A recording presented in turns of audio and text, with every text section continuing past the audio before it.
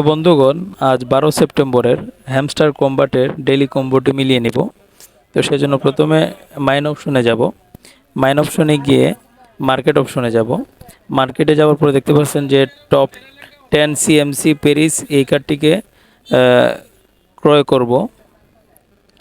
তো দেখতে পাচ্ছেন যে আমাদের একটি কার্ড কিন্তু কমপ্লিট হয়ে গেছে। এবার দ্বিতীয় কার্ডের জন্য আমরা স্পেশালে যাব। স্পেশালে গিয়ে একটু নিচে যাব।